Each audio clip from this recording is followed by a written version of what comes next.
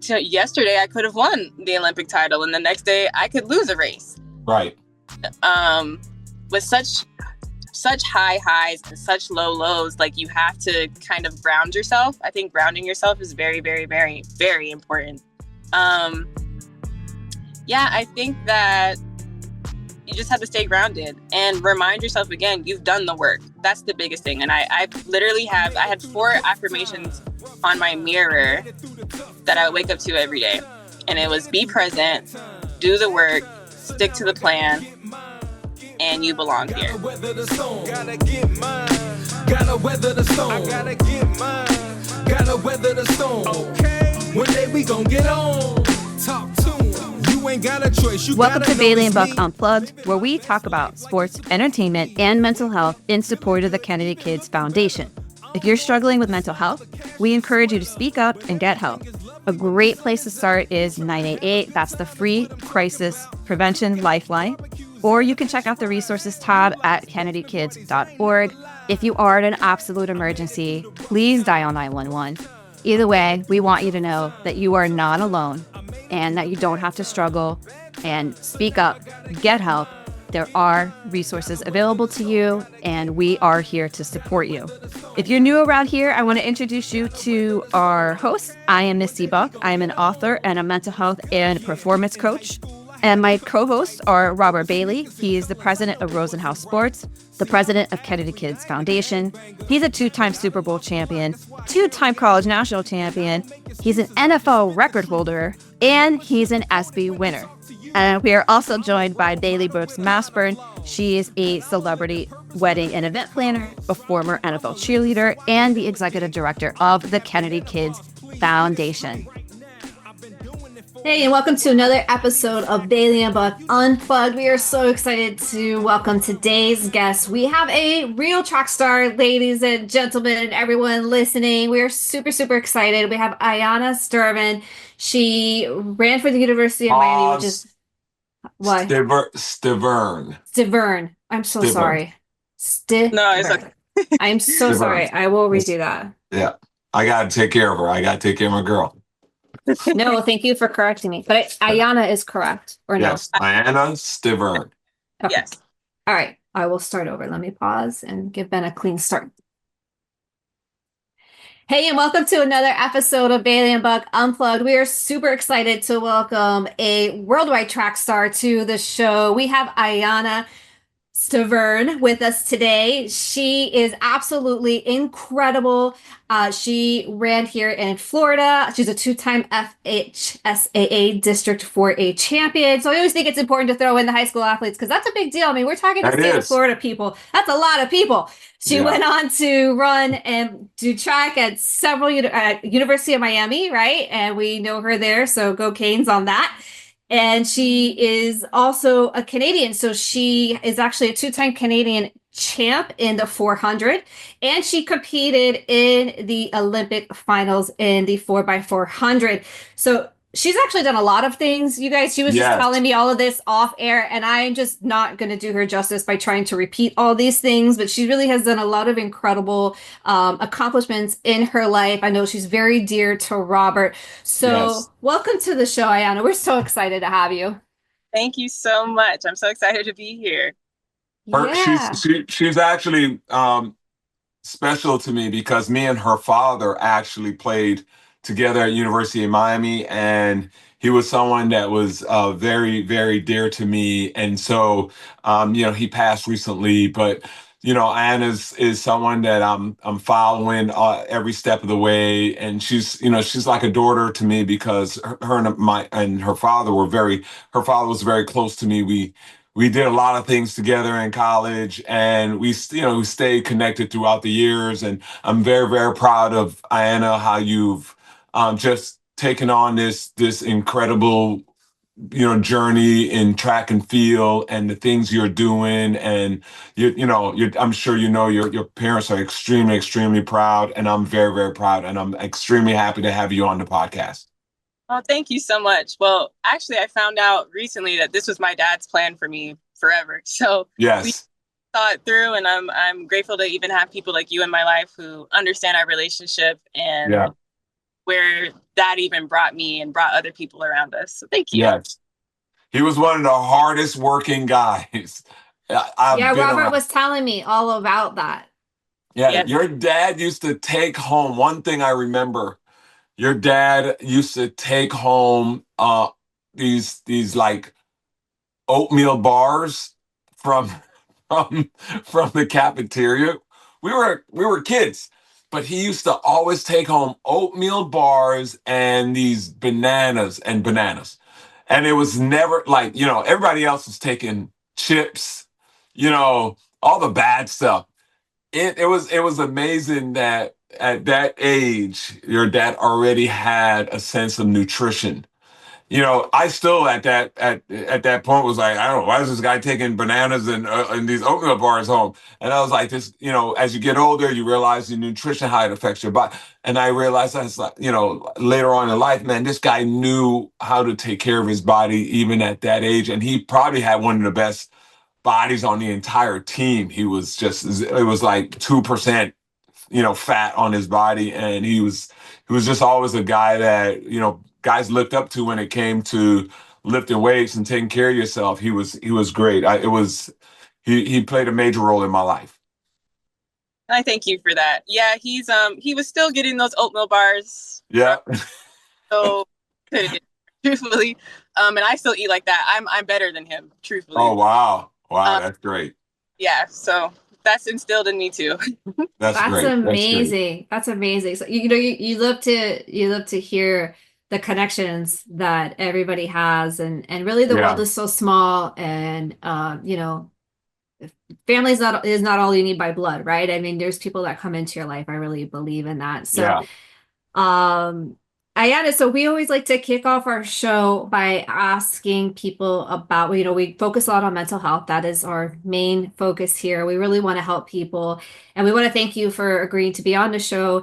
And so we always ask people one question to start off with, and that is, was there a particular time in your personal life or in your athlete career or otherwise where you really began to notice the importance of mental health? So maybe it was a mental health struggle that you have, or maybe kind of like the light bulb went off for you watching someone else go through something. I've actually had two moments. The most recent was preparing for the Olympic Games. So as Robert mentioned, my father recently passed. He was diagnosed with cancer October 2023. And that is the start of the prep to make the Olympic team. So I tell people all the time, I was thankful that I didn't have a regular job. A lot of track and field athletes have to also work. But I was blessed, thanks to the funding of Canada, that I didn't have to actually work, and therefore was there for my dad through this as well. And I think I learned more about mental health outside of sport in that moment, just because I was carrying a load for two people. And I had to take care of myself and him. But I knew at that point, like, I needed to reach out to my resources. I needed to see what was available for me to, have that aid. And I work with Claire Flooster, who is a sports, I guess, mental health practitioner through our Team Canada, like, Olympic things. And she was able to help me work through those moments. But again, I knew in that moment I needed help. And I think the biggest thing is to know that you need help and not to be scared, because there's people there, there's resources there for you to use. Before that, going into my 2022 season, I believe, I was actually cut from our funding. So it was post Tokyo. I didn't make the team. I missed it by one spot. I had to run one more. I didn't make it. And going into that fall, I got the news that I was going to be cut from my funding. And that kind of flipped my whole world upside down. One, because that was the first team that I missed. I don't like losing, as most athletes, feel. But that was the first team that I missed. And it kind of just changed my whole perspective. It made me realize that I'm more than just what my results say. I'm more than what I show on paper. I'm more than what shows up on TV. And it was a very difficult season financially, for sure. And financials are usually the biggest stress for any athlete, I would think. And so I had to go through that season and talk to myself every single day and say, look, like, you want to do this. This is something that you were talented and capable of doing. You want to do this. We have to work hard through it. And even in those moments, my dad was also on the track with me every day. So when there were moments where, you know, that little voice in your head's a little too harsh on you, I would verbally say, look, Dad, like, I need help. This last rep is about to be very hard. I need you to talk me through this. Once we got over that, and again, it was a difficult season just because I wasn't able to compete at the meets that would help me qualify for the World Championships that year. And I was so desperate to make that team. I ended up that was the second time I won my Canadian title. And to this day is the fastest final we've had in the 400 meter. And even the head coaches were like, you know what, you always perform on demand. And that's kind of been like their nomenclature, like their signal for me is that I perform on demand. No matter what it is, I show up. I was able to get the World Championship standard at the very last minute, but I did it. And then I was back on the world stage. I didn't miss a team after that. And to end the summer, we became Commonwealth champions at the Birmingham Games for the 4x4. And I ran that race with COVID. So it was a very like up and down journey, but it taught me that, again, I am so much more than what my results say. I'm so much more than what the clock says. And then from there, I just learned like to enjoy these trips when we go on training camps and things like that and explore things and learn more about the cities that you're in. It's just, we focus so much on results. For type A people, we focus so much on what we can do and how we can perform, but we forget that we're humans too. And not every day is going to be a great day, but enjoy what you can about it. That's amazing. I want to say, you know, because I think back to the age of college, and I never had that kind of awareness about my mental health, you know, while I was in college. You know, and mental health is obviously very present on football teams, right? Because every week someone's fighting someone else, there's bullying going on, there's a lot of things happening in a locker room. And you're dealing with a lot of egos and a lot of guys. Some guys are starting ahead of other guys. Some guys are second string, third string. You're just trying to, you know, keep your scholarship. And, you know, for you to have that awareness and say, hey, I need to go get help, you know, what helped you through that maturation process to where you realize, like, at your age, I need to get help instead of trying to take it on your own? Was there someone or some education or some resource that allowed you to be so aware of yourself that you knew you needed help? Actually, my dad was the one who was like, well, when I was in college, I didn't necessarily ask. And I guess because we're all kind of scared to ask. Right. But my dad was the one who told me to reach out to Coach Deem and say, look, I need to work with the sports side. Now, right. You know, as a kid, like, I want to say it was 21. At that point in time, you're not really trying to listen to anybody anyway. Right. You think you know all the answers. Yeah, exactly. But I want to say not making that Tokyo team really changed my perspective. I distinctly remember a moment where we were at a track meet and it was my last chance to qualify for that team. And I think I ran the time that I needed to, but because that was like post-pandemic, so a lot of track meets weren't up to par anyway. I think there was an issue with the clock, or they had me in the wrong lane, and therefore, with all the rules in track and field, it didn't really count, or something like that. And I literally just sat down and just looked so defeated, to the point where my dad was like, "No, like, we'll never get to this point again. Like, we'll get you the help that you need. Whatever you need is required. Like, we need to get you to a point where you know that you're okay." Right. So post, kind of how the funding works is if you make a team, you'll get funding, then you can get all the resources. So the moment they announced that I was back on the funding, I said, yeah, I need this. I need a mental health practitioner. I need this. I need every single resource you could possibly. Oh, wow. And I mentor with one of my close friends. He was also a Canadian athlete. He has a nonprofit where I've mentored, I think now, like 8 different, like high school age to freshman year of college girls. Oh, wow.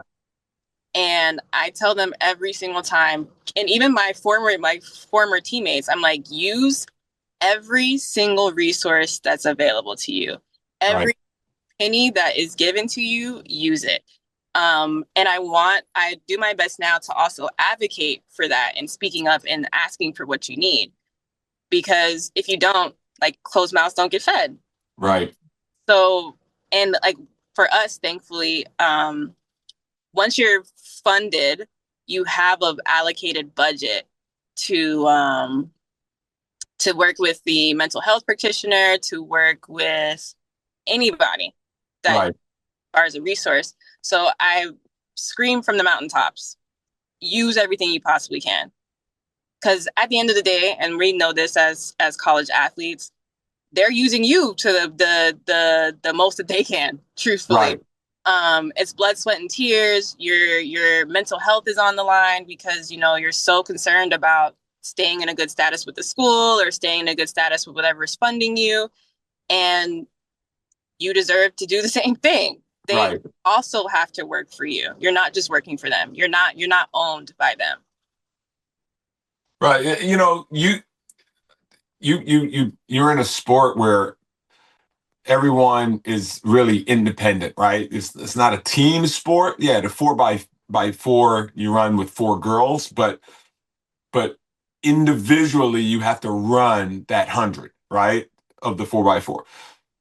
Do you think track athletes have more mental health stress because of the individuality of like just going out there, everybody's watching you. You got to perform at that moment.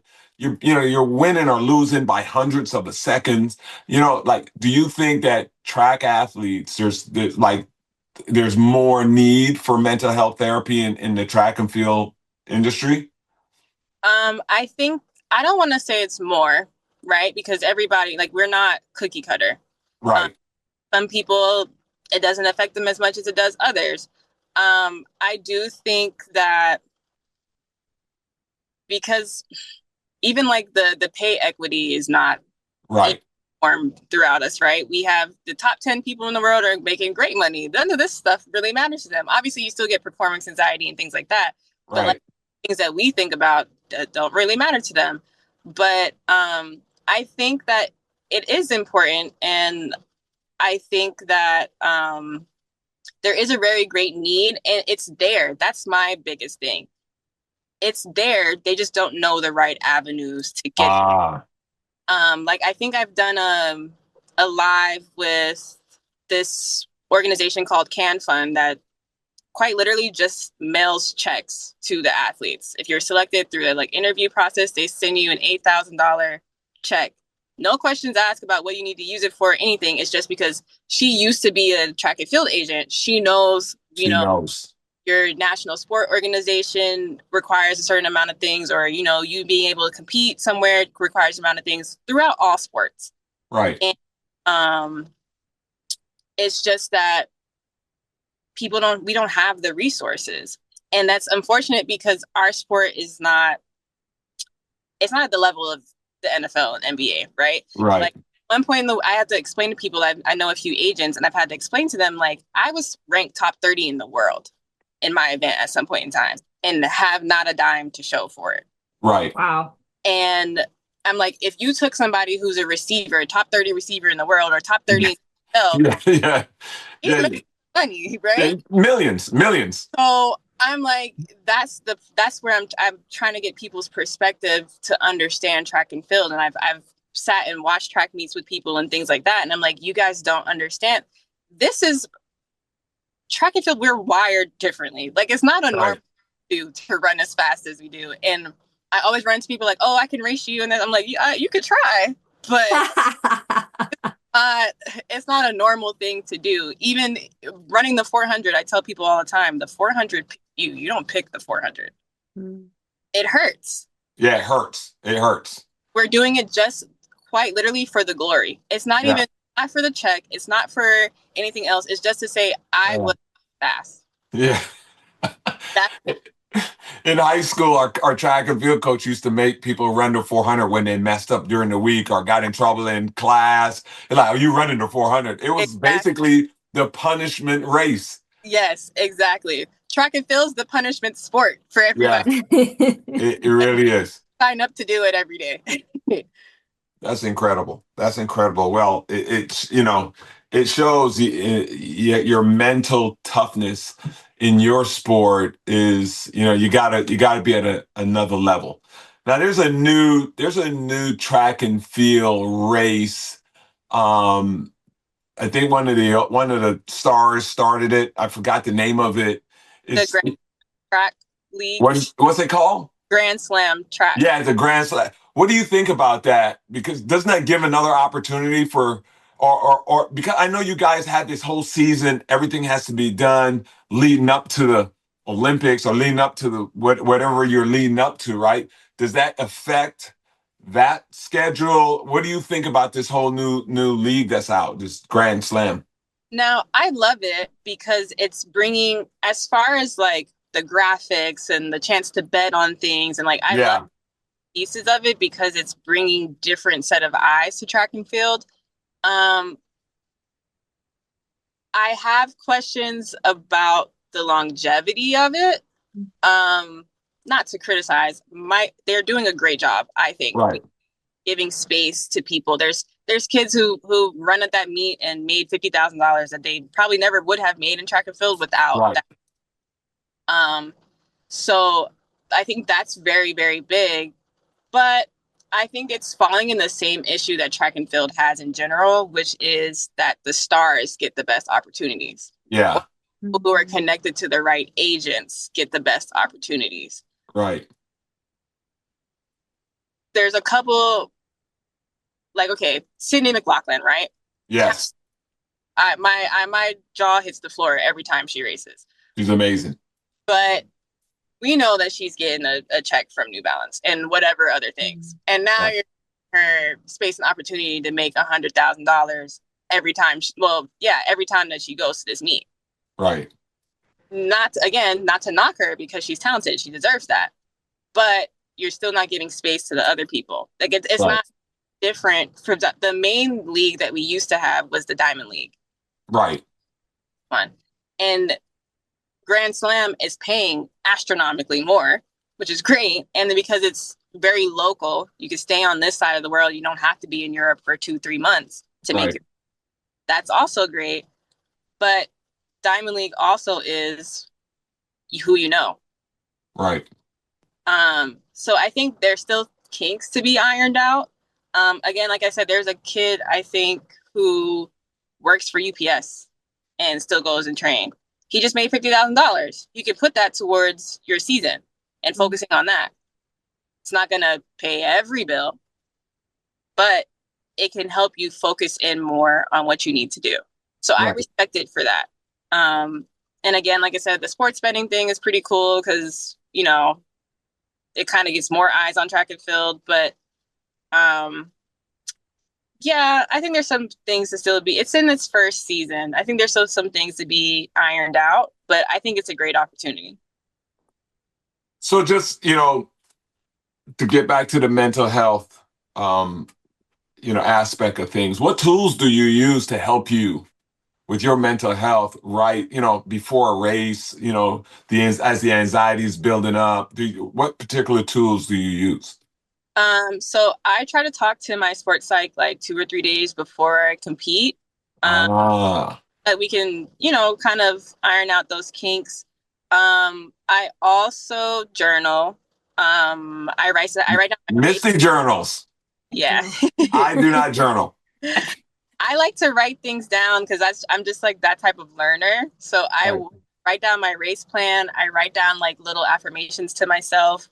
I think, Oh, I'll probably send it to you guys. But the day that I won my second national title, I wrote down in my journal, like, everybody believes in you. You're more than capable. Right. You're going to surprise yourself today, or something like that. And then I ended up surprising myself that day. Wow. Myself mid race, actually. But so I'm big on writing that out and just talking to myself and coaching that little voice in my head to talk to me nicer. Um, and then music, of course, I have a warm up playlist. And my anxieties are kind of around the planning of things because we're very like time constraint. You have to be at the track 2 hours before, you have to do this an hour and a half before, and X, Y, and Z. So I plan my day out as much as possible. But yeah, so my biggest tools, like I said, are journaling, talking to the sports psych, or talking to anybody really. When I get to the track, I like to do like a walk around, feel the environment, understand where I'm at. And after that, you gotta lock in. Right. Yeah, I love that you're saying this because I've worked actually with track athletes before, and part of the gaps that we try to fill is that time when you get there and you're like, okay, now I'm waiting, I'm in the tent, just kind of waiting for my heat or whatever's going to be going on, right? And so like then now you're just sitting there with like your thoughts. So it's working on managing that. So it sounds like you do a lot of the prep, and then you just mentioned locking in. So how do you lock in those moments when you're sitting there and maybe you're waiting for your event? Mm-hmm. I think my greatest example, I was proud of myself the most for this one. But last year when we were at the World Relay Championships 2024, it was May. It was helping us qualify for the Olympics. Okay. They have this huge screen showing the inside of the track stadium. And so you can see every race going, you can hear every single scream, everything. And I was like, oh my God, our tent happens to be right in front of it. Like, I don't want to watch this race because I'm getting ready to run. We're running for prize money. Right.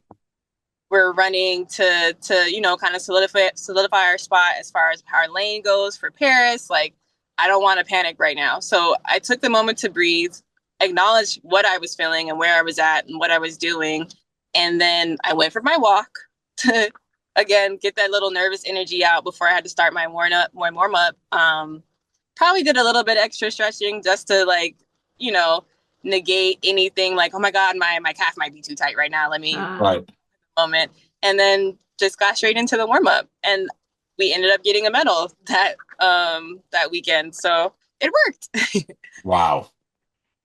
Yeah, so you really try to focus and be purposeful. It almost sounds though also like the journaling that you do ahead of time is like a visualization exercise, even though it's not necessarily people imagine visualization, and a lot of people do this way very successfully, where you're kind of doing almost like a meditation. You're sitting there, eyes closed, you're focusing, you're picturing it.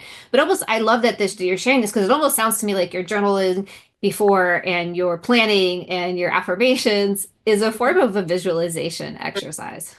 Yeah, actually, that's one thing I did talk about with my sports psych. She did say to start visualization.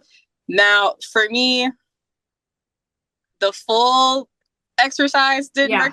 I would get a little too anxious. Like, I would start hearing the noises and think about what the track feels like and things like that. So it was just too many details for my head. But I do know that it works for people. And I guess my part that works for me is the planning my race plan. Mm-hmm. Like, I would quite literally sketch out a track, write down where my drive phase would end, write down where I need to transition, write down where I need to relax, and then where I need to transition again. And truthfully, I guess I've always done that. I'm usually the smallest person on the track, but there's a reason why, and I think I had to acknowledge that too. There's a reason why I'm able to keep up with these girls, right? And let's say I'm 5'5", they're 5'8". So clearly your stride's a little bit bigger than mine, but I'm able to execute and be efficient. And I think that also using those mental health tools helps me be efficient, which is a strong suit of mine. Right. So it's kind of a full circle moment, I guess. And I never thought about it until we're talking about it now, but yeah. Yeah, that's super, super cool. Another thing that you said that I really appreciate is that this concept of focusing, you're more than your results, or you're more than the clock. And I think a lot of people, whether you're an athlete or not, have trouble with that. We feel like if we're not accomplishing our goal, we're not winning, then somehow you're not winning in life, right? You're not accomplishing anything. What's my value? What, like how am I proving my worth and my value? And a lot of that just comes from the inside. So how do you I love that you shared that. And I'm also wondering if you can shed some light because you're obviously very competitive, right? You're very successful. So how do you take that, I'm more than my results, but still remain super competitive without letting the outcome take you out before you even run? Yeah, I think I'd just like to remind myself that I belong here. So Right. Oh, that's so important. yeah, and I've earned my spot. I work hard. Like that the fact that I don't let my results define me does not take away the fact that I'm talented. Um, and I have actually never said that out loud that I'm talented, but I Say it again, say it again, say it again. Say it again. There you go.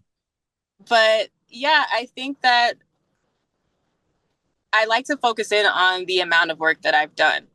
And I think it's easy to remember too that every race is different, right? Like yesterday I could have won the Olympic title and the next day I could lose a race. Right.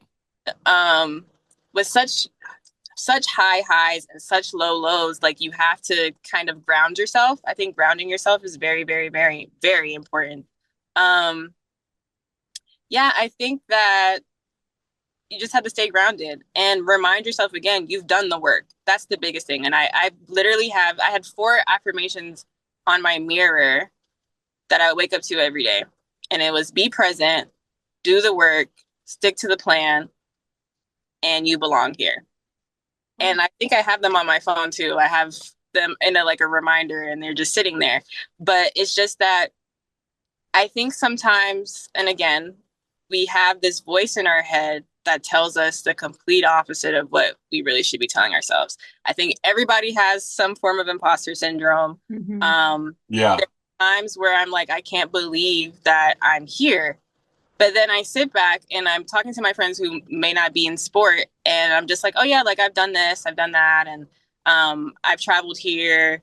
I was actually sitting at work and we were all just talking to each other, and they were like, so where have you gone to compete? And I'm like, oh, I've been here and I've been there and I've done this, all of this. And I'm sitting here like, wow, you've been to every continent because of the sport that you've gone to. Yeah. That's amazing.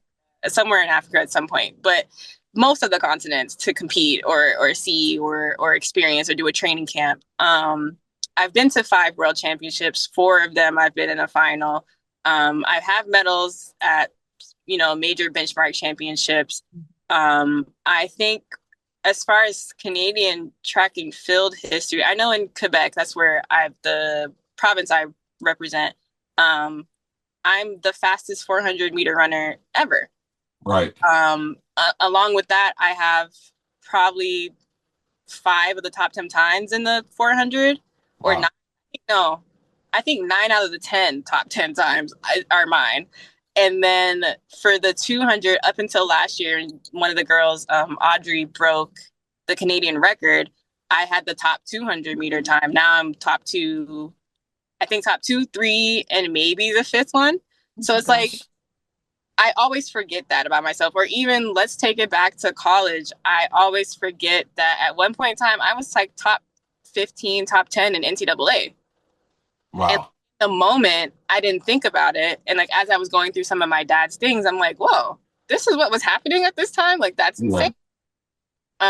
So that's why I advocate to be present in that moment, because like those moments are fleeting as well. Right? Like the window of time is so small.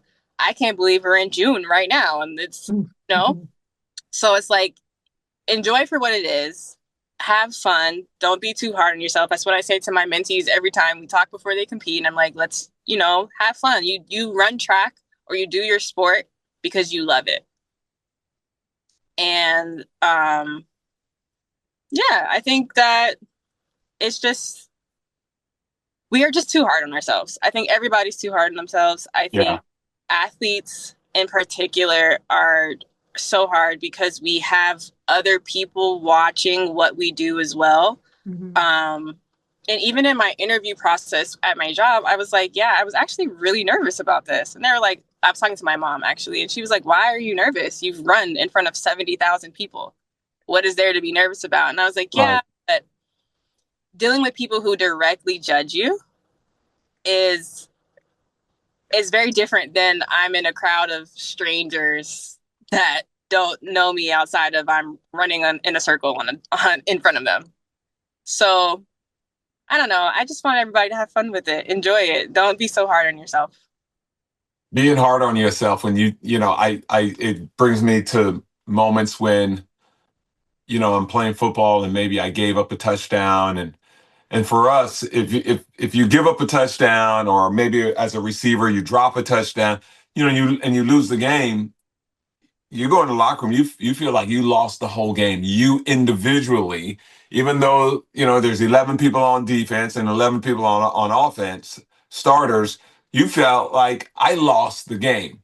Do you guys do you in particular put that kind of pressure on yourself when you're running like the 4x4 and there's three other members, and do you guys like understand who runs what split, and at the end, if you don't win, you go, well, so-and-so didn't run a good split. Like, do you put that pressure on yourself, and do you put that pressure on, like, have you felt that pressure from your teammates, like, oh, Aiyanna didn't run a good split? Does that happen at all?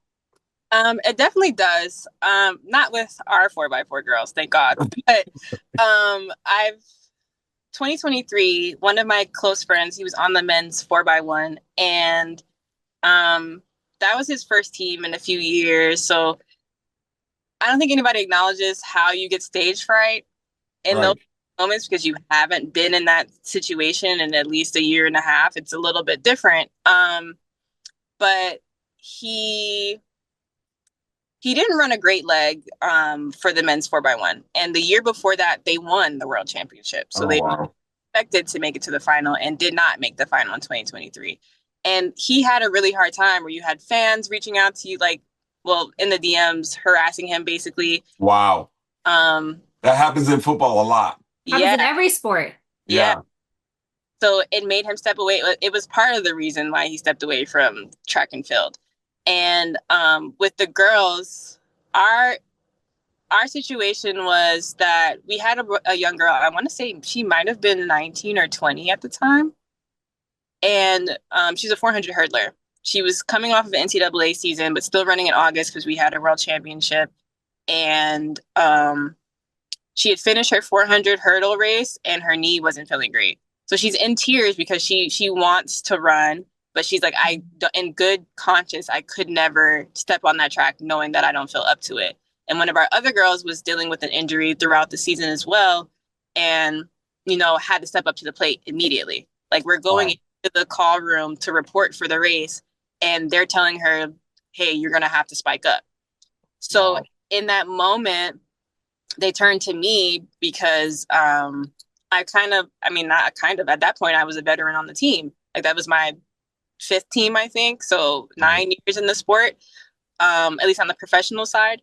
And, I had to help calm other people down. And in that same point, I'm nervous because this is World Championship final. The day before that, or the day of, I think I might have gotten spiked by somebody. So my leg is quite literally bleeding. I still have the scar. So it's just like, there's so many pieces that go on. And from time to time, I'm thankful that track and field's kind of an individual sport, because I couldn't do that constantly. But I think in those moments, you step up for each other. And it's really about trust. And I trust those girls to give their best possible performance. We even going into the Olympics, 2 of the girls who were on our 4x4, who also had individual 400s, got stomach viruses going into the games. Oh, my God. Didn't get cleared, I think, until the day before she had to run her open 400. And the other one didn't get cleared until like maybe a day or 2 before we had to go to Paris. So in those moments, you just kind of have to step up and kind of become a village around each other. Right. I think we kind of navigate it a little bit better because we know that we're always so alone going into it. And that's the one moment where we can finally lean on somebody else. Yeah, I love our relay. I love our girls. I haven't competed this season, and they still reach out to me to, ask advice. As a group, they were kind of going through something, and I was able to be there for them. So we build that relationship, and that's what I'm saying. We kind of huddle around each other because we are in a place that's so individual and feels so alone sometimes, and we forget that other people are kind of experiencing it the same way we do. Right.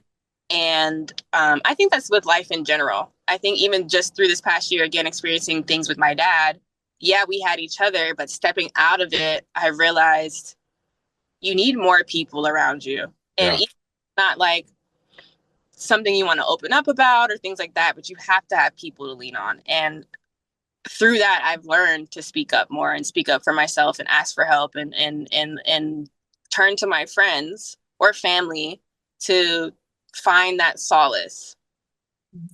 But yeah, for our relays, yes, we can quite literally see down to the second what time you've run, because there's sensors in the batons, and now they put them on your bib on the inside. Oh, so wow. Down to the second from when the baton leaves one person's hand to the other. Right.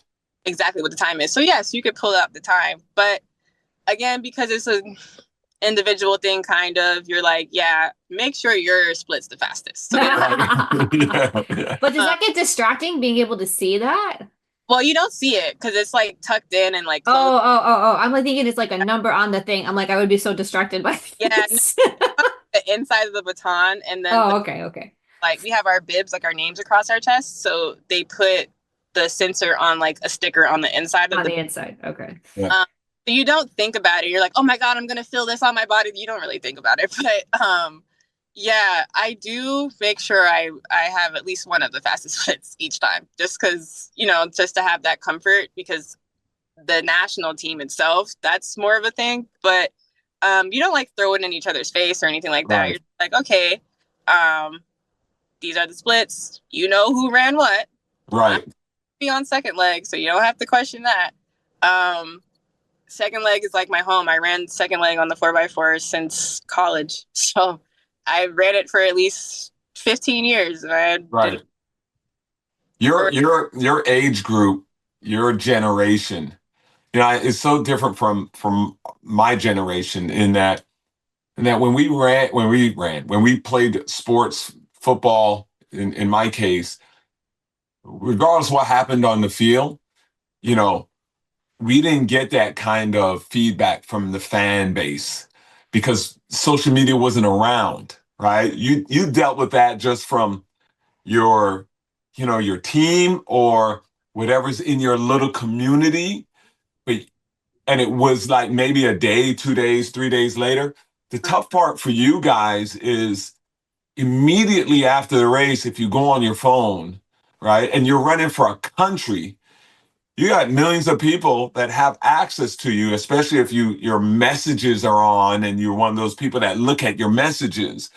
I could see how that could be really, really mentally tough after not having a good race or feeling like you let your country down, and then having all these fans who don't even care about you, that think that, because you're on TV, you're a celebrity, they have the right to say those things to you. Right? How has that affected you or some of your teammates? I know, I don't know. I don't know if anyone's talked to you about it, but has that been like real negative? Has that had a real negative impact on some of the mental health of you or your teammates, like reading the messages on social media? I'm sure it does. Like I said, my friend who ran the 4x1, he quite literally got death threats for them not making it to the final. Wow. And he kind of kept it to himself. We didn't get a chance to talk about it till April of the next year, just because track and field, we're all over the place. So you never really get there. But I think that obviously social media has its strong points. But I think that the fact that people feel like they have such an entitlement to your time and your space, I think that's where it's wrong. And that's where my concern is a lot for the generation after me, because their whole lives are on social media. Whole lives. From the time they're born. From the time they're born, the whole life is on social media. And I can see that being a problem later on. Like, I think there's a girl, Masai Russell, who I thought was already, like, I had been seeing her running since she was like 15, 16. I thought at that point, I've seen her so many times. I was like, oh, she must be in college. And I was shocked to find out that she was much, much, much, much, much younger than me. And though it works in positive for her, like she's been able to leverage that in a way, I think that it's just, that's a very difficult space to be in. Right. I personally have my DMs filtered a certain way. So like, I don't see anything crazy, honestly. Right. Just that's how I like to operate regardless. Did you do that? Did you do that because you had a bad experience? I didn't have a bad experience, but I wanted to get ahead of it. And with NCAA now, I was in school, they tell you that, like, right, they want to do it this way. Or even we have like the social media teams talk to us before we go to these major championships. I personally, especially when we're competing at such a high stake moment, my phone goes on do not disturb. My phone goes on do not disturb the moment I get in the bus to go to a track meet. Oh, wow. The only people that can reach me are my coach, my mom, and my dad. Oh, wow. I don't need to see anything else. I don't need to hear anything else. I don't even really post during a competition. Again, that's me, because I think we all do, but I tend to overthink. And post 2021, I also started following less people who are in what I do, just because that just breeds a lot of time to compare yourself to what they're doing. Right.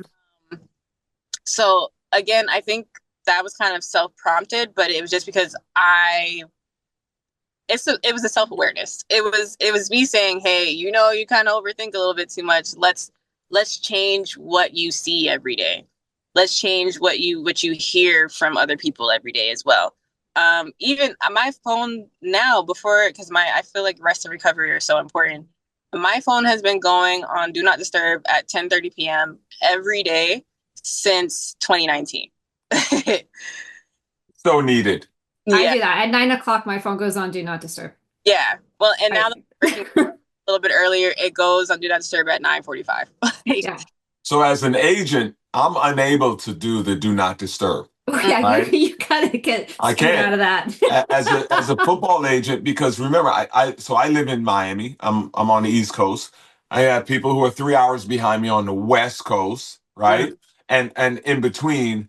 And when you're a football agent, guys feel like they should be able to reach you when they need to reach you, mm-hmm. right? Because also things happen, especially in football, things happen, while they're going to a club or they're hanging out, or, police pulls them over. There's always emergency situations that happen every year. And so you can't wake up in the morning and you have, 20 messages of a player trying to reach you at midnight. You're like, you're going to get fired. Yeah. So it's tough. I wish I had that opportunity to do the do not disturb, but it comes with the territory. But it says a lot about you that, again, the self-awareness, like the ability to shut things down and shut things out and control your phone, put it on do not disturb. I think a lot more athletes, Missy? I think a lot more athletes should do that, should really take the time to get, as Aiyanna said, get ahead of it, right? By putting these certain elements in place to protect their mental health. Yeah. I mean, you said it perfectly. I mean, there's the comparison, the distraction, the taking you out of your focus, right? Out of being locked in. the DMs that come in, the comments that come in. I mean, we have some to the point that some athletes, they don't even have social media. It's like they just don't, they have the account and they don't use it, or they just don't have an account, or they pay someone to do it for them. Right. That's Because smart. they're just at like that level of understanding that you have to treat it like a business. And that's what I'm always telling them. Like, you have to treat it like a business when at that level, if you really want to be at that level or higher, right? So I think that that's so important, and I agree with Robert that your self-awareness is really amazing. And I want to know, like, if you can, in our last few minutes here, if you can talk through how you said two really important things that I think people can really you said a lot of important things, but two things that we haven't touched on quite yet. One is how you knew that you needed help and you decided you were going to get it. So a lot of people kind of, do I need help? Do I not need help? Like, people kind of Right. sit, nah, I could I get can through do it on this. my, like, I've been Yeah. dealing with this, I've been dealing with my whole life and I'm functioning just fine. Right. That's me. Like, That's me. That's me. so there's that person. But then you also said that of asking for help. And I think this goes for men and women. We usually say, like, yes, men have a harder time asking for help, but I think women do 100%. That's me. too. And so, on those two things that are so important, that you have so much self-awareness and you've been so transparent about, how do you do that? Like, how do you know, like, okay, I need to ask for help about this? Like, how do you recognize that within yourself? And then how did you find the courage to ask for that help? Yeah, I think well, one, my both of my parents were always just like, if you need anything from us, you let us know. And I I didn't know the weight of that until recently. I think it's just having having the space to grow and learn and kind of just, be yourself, figure things out, and know that you have that support system, I think was really big for me. I was even telling, I think I was telling my boss, he was saying, oh, he's like, oh, you must have been the fastest kid at your high school and you were always running and this and that. And I was like, well, no, I did quit a couple of times, truthfully. Oh, My wow. dad, and there was so many times where my dad was like, no matter what you do, I'm proud of you. Oh, wow.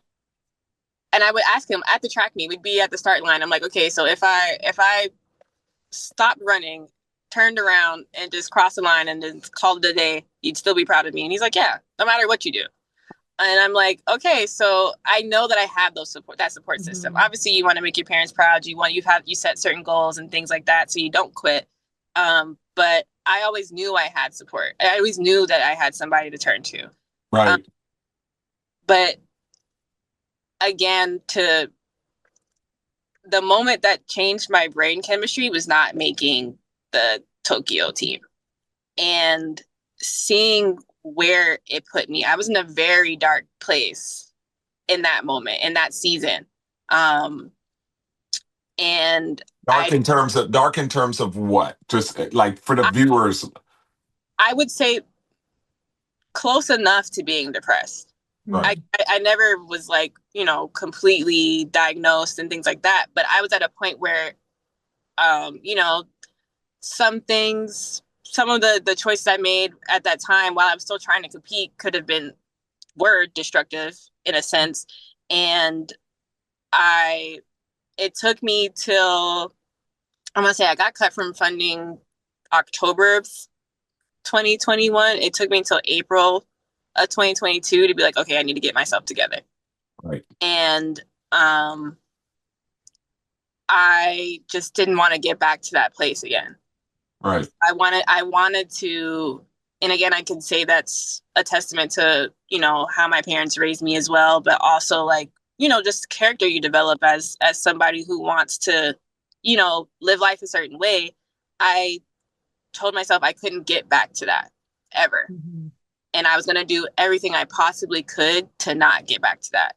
Mhm. And so I know, like, at least for us, we get a lot of emails from this program that tells us about our resources and stuff. I finally just took the time to read through them. And I'm like, oh, wow, like this is available to me. Like the coaches, like I'm sure they have mentioned it at some point. Somebody always mentions it at some point because it's required for them to do so. Right. But, you know, like I'm a firm believer in taking action for yourself. And I think that if you're not going to speak up for yourself, who else will? Right. And so instead of getting back to a place where I felt like I was drowning, where I felt like people didn't understand me, and even though I did have such a great support system, my father, my coach, my mom were there. They understood. They knew, you know, they know me my whole entire life. They knew where I was and what I needed to do and how I was feeling, even if I wasn't talking about it. But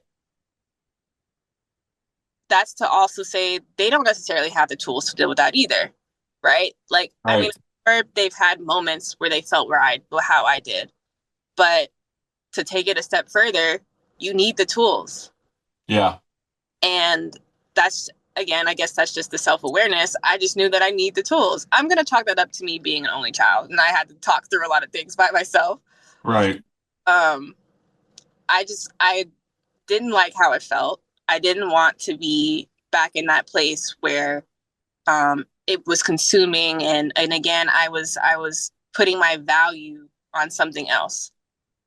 I was putting my value on the clock. I was putting my value on getting a suitcase because I made the team. Like I was putting my value on the wrong things. And I think in life in general, I've always felt like I've had to prove my worth and jump through hoops to do certain things and prove that I'm supposed to be somewhere where I can just be. I should just be able to just be. And again, that's not to negate that you have to do the work. It's not going to come for free. We wouldn't do this if it was easy. Right. But I had to step out of it and remind myself that you are still a human. You still breathe air. You still enjoy things. And you have to take care of yourself. Right. And I advocate for everybody to take care of themselves, whether it's in sport, whether it's just regular life things. Learn about yourself, learn what you love to do, especially at a young age. Like just figure yourself out. But right. And you can still accomplish your goals, but it's more fun along the way if you at least enjoy what you're doing. So it took me a while to get to that point, but once I got there, I couldn't let myself slip back into it. Quick question. You mentioned, sorry, Missy, quick question. You mentioned that you quit a few times, right? You obviously got back. Did you quit because of your mental health? Was it something that happened that or you got burnt out? You know, being burnt out is also mentally. So why did you quit? I think at that moment. I tried to run track and field.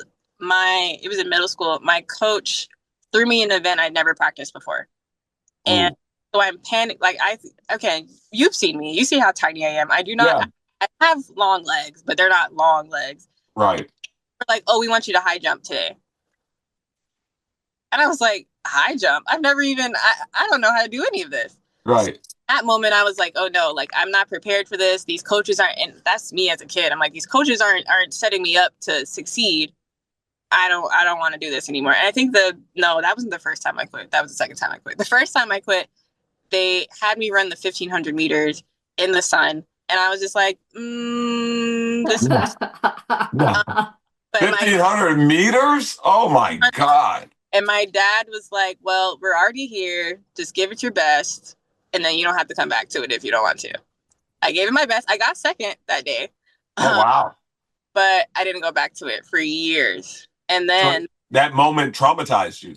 Yeah, that moment traumatized me. And then honestly, when I actually started off at University of Texas, El Paso, my coach there was a friend of my dad's from UM. It was Davian Clark. He was a Jamaican Olympian. He has multiple medals. He has the record at UM. He's NCAA champion. So I was very grateful to have met him because he pushed me to run at my first world championship. It was World Juniors, and it changed my perspective of track and field completely. Wow. But my sophomore year, it was April, so middle of the season, and I decided I wanted to transfer. My dad was like, okay, well, like, it's really early in the season. Take your time, figure out how you want to feel. And I'm like, okay, but like, when I give you that call, just know I'm up out of here. But even then I had a very close friend, but I was advocating for myself amongst them. And back then, that's before they let you transfer and do whatever you wanted to do. And transfer portal. Yeah. So I, at first, was just like, I need a break. To my coaches, I went to the head coach. They had me running 2 400s every weekend. I went to the head coach and I said, I need a break. Like, I have the top time in the conference. I'm doing everything you guys asked me to do. I need a break. There's no reason to run multiple 400s every weekend. So they can take a break. And then my freshman year, I made it to NCAA championship. My sophomore year, I did not. And it was no reason for me not to make it. I was one of the best in the West region. I had everything on paper in order to do so. I feel like I was burnt out by time regionals came around. So that's the mental. Right. And I think it was our conference championship. I was slated to win and probably break the conference record. And I lost. So I went to my coach and I was like, what did we do wrong? And again, not to negate anything that he's done. He was a phenomenal coach for me. That's probably, outside of the coach that I've grown up with, I trust him to take me wherever I need to go. Right. But I had a conversation and I was like, what did I do wrong? He was like, well, you just didn't run fast enough. And the type of athlete that I was or am, I have to learn. I pride myself in being coachable and making. You need a better answer than that.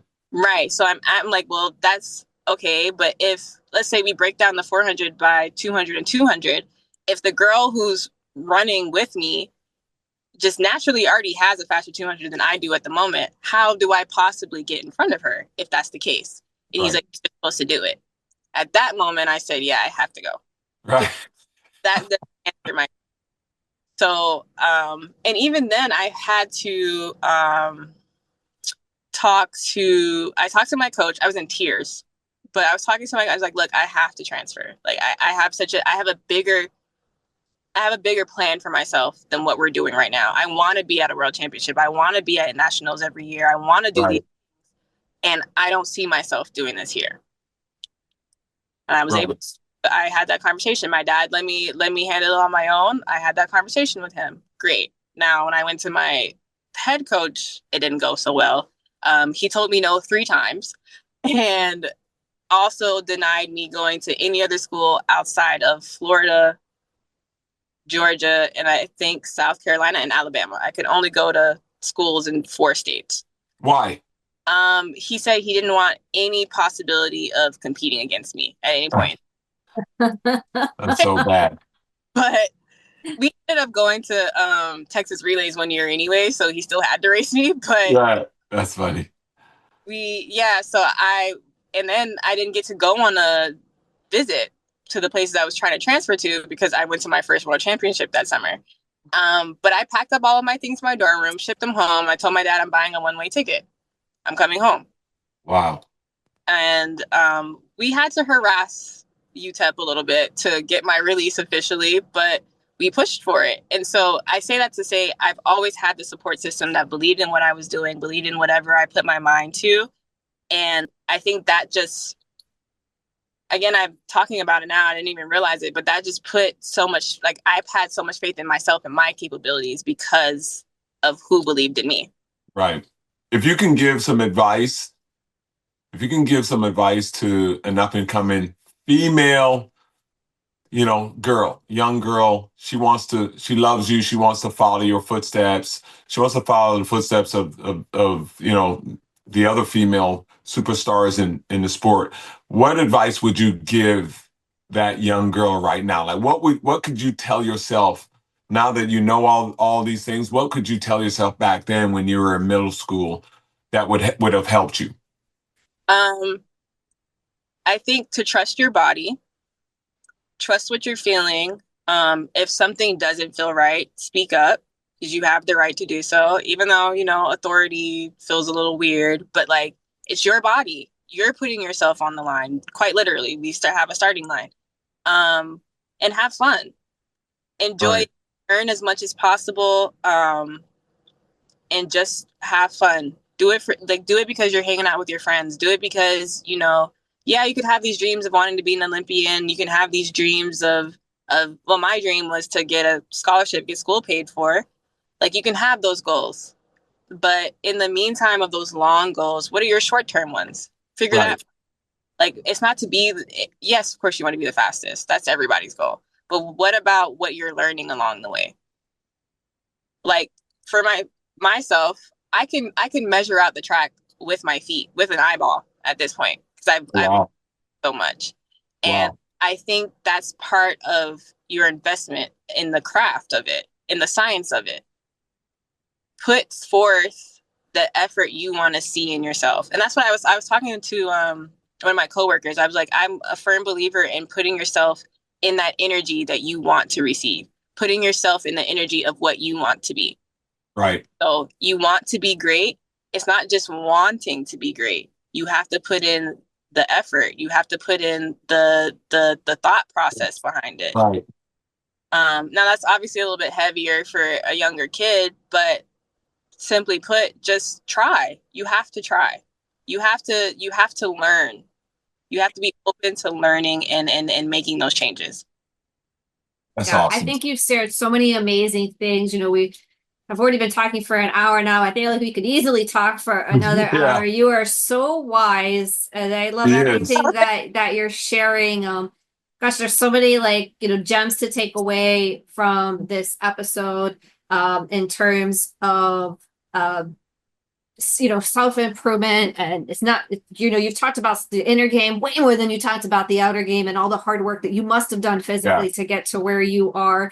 And we appreciate that. I appreciate everything you shared about finding your support system and not being afraid to ask for that help, your rituals that you do, recognizing within yourself and knowing, kind of putting your ego to the side, like, okay, there's something needs to change here. Like, I need to do something here in order to improve. And I mean, you've just shared so many amazing, gosh, there's so many things that you really have shared today. And I'm really appreciative of that. So, we're always wrapping up our show by asking a couple of questions. One of them you kind of already answered. We ask people what they do to manage their mental health now. So you had previously mentioned journaling, you mentioned affirmations, you mentioned music, you mentioned the walks and the stretching. So is there this how you manage social media? Are there any other mental health tools that you use when maybe you need to kind of not to be ironic here, but get on track? I talk to people. I think one of our IST, our physios, she's been working with the team way before I was on the team, but I've been working with her since 2015. And I'll go up to her when I'm feeling nervous and just be like, look, I need you to talk me back into this. Like, my phantom knot that I get in my calf is popping up. So like, I just need to hear it. I think reaching out to somebody that makes you feel grounded is my other tool. I think that's like a very big, but I think you can read people's energy. You know who you feel comfortable with. You know who will kind of bring you back down, and just have a quick word with them. Sometimes your safe place is a person, right? Mm-hmm. Yeah. Sometimes that grounding. Her safe place were two people that I take is her mom and dad. Yes, that's cool. And the one thing about this episode, for all the parents out there that have a young child that has this dream, I don't know, whatever sport it is, the one thing that I think they can take away from what Aiyanna said about her parents and why that has helped her awareness, self-awareness, is just the support. Like when you said, hey, if I stop now, your dad said, I'll still be very proud of you. Like just the support and the love throughout the process. And instead of being a source of stress, you become a source of positivity. And I think they can learn from your parents how to put that energy into their kids and to keep it that way, because you'll end up like Aiyanna Stiverne. So thank you so much, We Aiyanna. can only hope. I have a 1.5-year-old. I hope he ends up like I could only hope. So Aiyanna, how can people reach you if they want to get in touch with you? Well, my social media is all my name. My okay, great. when I'm on the most, it's Aiyanna Stiverne. I should be the first one to pop up, but who knows? But yeah, so Aiyanna Stiverne on Instagram. I think it's A Stiverne on Twitter. Like, it's literally just my name. But Cool. most Instagram, and I'm open. I always tell people, like, especially young kids, if they want to, message me about things, questions, whatever it is. I've recently had a full circle moment. One of my high school coaches has me looking over his daughter's race videos and asking Oh, me. wow. So I am a professional yapper. So whatever you need to reach out for, it's Aiyanna Stiverne on Instagram. I respond to my DMs. I check through my requests. If they're not, they won't be filtered crazy. And yeah, so that's where. Thank you. Well, thank you for being on the show, and thank you for being having one me. of our safe spaces and a safe space for people where they can reach out to. You're really just so incredible, and we want to thank you. And as always, we always like to close out final words. If you are struggling with mental health, if you are not sure where to go, you do want to ask for help. Of course, there's the 988 crisis prevention line. So if you're really in a crisis, dial 988. It is a free confidential line that is available for you. If you're in an absolute emergency, of course, 911. But if you're looking for additional resources, head over to kennedykids.org. Bailey and Buck Unplugged. We support Kennedy Kids Foundation, and our mental health resources are there. They are plentiful. There's all kinds of stuff available for you there. So kennedykids.org, click on that resources tab and support the cause. And as always, please like, subscribe, review, help us get these messages in front of more people and help us break that stigma and save some lives. So I thank you again for being on the show. We are just, wow, thank you. We really appreciate you. Having me. Thank you, Aiyanna. It was great.